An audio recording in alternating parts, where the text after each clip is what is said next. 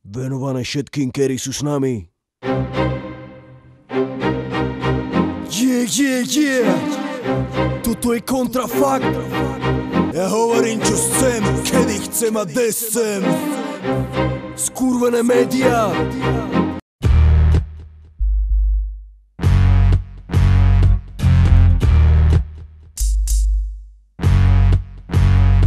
Našou úlohou bolo vygenerovať buzz okolo nového albumu slovenskej kontroverznej hip-hopovej skupiny Kontrafakt.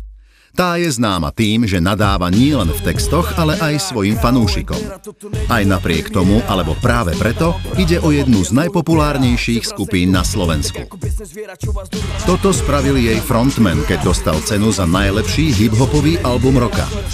Organizátori ho varovali, aby v priamom prenose z odovzdávania nenadával. Späť k našej kampani. Pre minimálny budžet sme vybrali jednu jedinú obrazovku. Síce bez zvuku, ale za to tú najväčšiu a na najfrekventovanejšej križovatke na Slovensku. Ako odpromovať hudobnú skupinu bez zvuku? V prípade Kontrafaktu je to predsa výhoda. Aspoň sa to dá vysielať.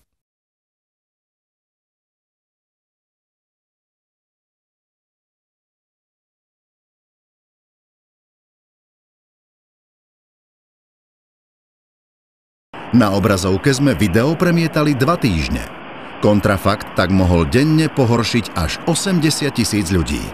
Nadávka, ktorú aj bez zvuku odčítate z pier, sa stala signálom, že Kontrafakt je späť a je taký, ako ho milujete. Fanúšikov Kontrafaktu však oslovíme najmä na internete. Outdoorovú kampaň sme napokon sami zastavili ako cenzúrovanú. Videozáznam z nej sme ale umiestnili na internet. Surferi si ho sami preposielali ako atraktívnu správu o zakázanej rytmusovej reklame. Náš amatérsky záznam reklamy sa tak dostal na najznámejšie hip-hopové stránky, blogy a fóra. Aj napriek našej kampani získal nový album skupiny Kontrafakt už o pár dní po uvedení platinovú platňu za predaj. Rytmus sa nám za to pekne poďakoval.